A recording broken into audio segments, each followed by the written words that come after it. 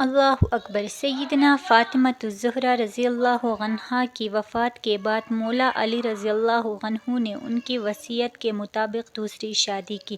حسن حسین زینب رضی اللہ عنہما ابھی چھوٹے تھے۔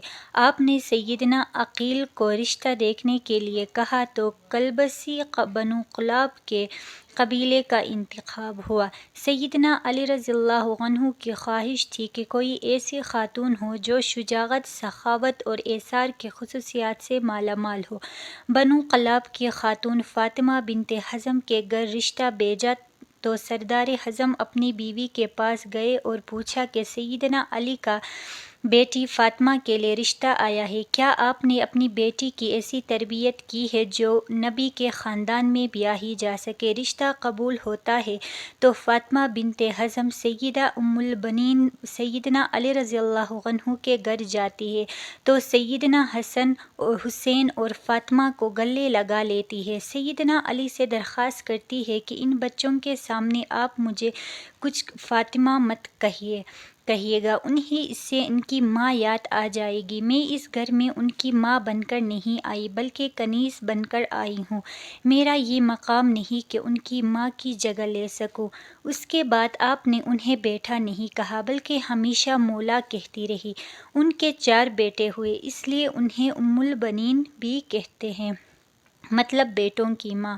اپنے بیٹوں کو ہمیشہ حسن، حسین، علی کی صرف اطاعت کا حکم دیا، ادب سکھایا اور کہا کہ جو وہ کہے بس حکم بجا لانا ہے، بحث نہیں کرنی ہے، یہ اہل بیت ہے، ہم ان کے نوکر ہیں۔ 4 بیٹوں میں عباس ابن علی، عبداللہ ابن علی، جعفر ابن علی اور عثمان ابن علی رضی اللہ عنہ تھے۔ سیدنا عباس رضی اللہ عنہ لشکر حسین رضی اللہ عنہ کے سپہ سالار بھی رہے۔ شجاعت میں یہ ایک مقام رکھتے تھے، دونوں ہاتھوں سے تلوار چلاتے تھے۔ جنگ صفین میں سیدنا علی نے ان کو بھیجا تو محمد بن خفیہ کہتے ہیں کہ مولا آپ صرف عباس کو کیوں آگے بھیجتے ہیں؟ تو سیدنا عباس کہنے لگے، حسن حسین میرے ابا کی آنکھیں ہیں اور میں ان کا بازو، اور بازو ہمیشہ آنکھوں کی حفاظت کرتے ہیں۔ حالانکہ عمر میں حسن حسین سے چھوٹے تھے، مطلب یہ کہ سوال بھی نہیں بنتا، ماں کی تربیت ہر مقام پر جھلکتی تھی۔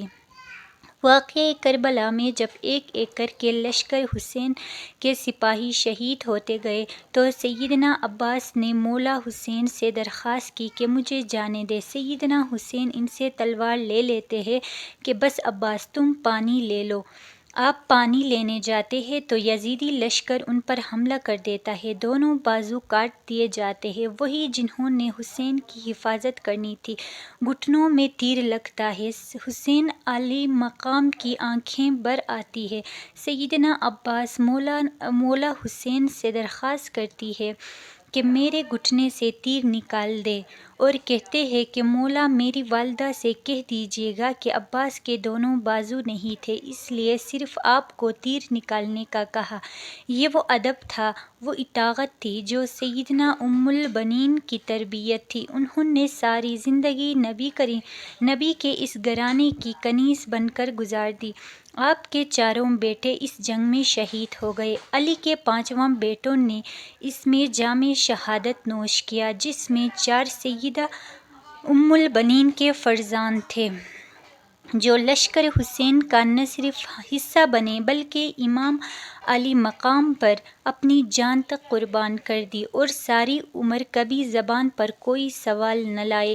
واقعہ کربلا کے بعد جب قاصد خبر لے کر مدینہ منورہ پہنچا، سیدنا ام البنین کو جب بیٹوں کی شہادت کی خبر ملی تو کہا کہ عباس شہید ہوا، جعفر شہید ہوا، عثمان شہید ہوا، عبداللہ بھی شہید ہو گیا۔ فرمانے لگی، سب چھوڑیے، میرے مولا حسین کا بتائیے۔ تو بتایا کہ وہ بھی شہید ہو گئے۔ تو کہنے لگی، کیا میرے بیٹے بعد میں شہید ہوئے؟ مولا حسین سے تو بتایا کہ نہیں، وہ پہلے شہید ہوئے اور مولا کی حفاظت کے لیے خوب لڑے۔ تو شکر ادا کیا کہ انہوں نے بے شک حق ادا کر دیا۔ یہ وہ ماں تھی جو اہل بیت کے مقام کو سمجھتی تھی، جس نے اپنے سارے بیٹوں کو ساری عمر صرف اطاعت سکھائی، ادب سکھایا، خود کو ان گھر کی کنیز بنایا اور حسن حسین کو بیٹا نہیں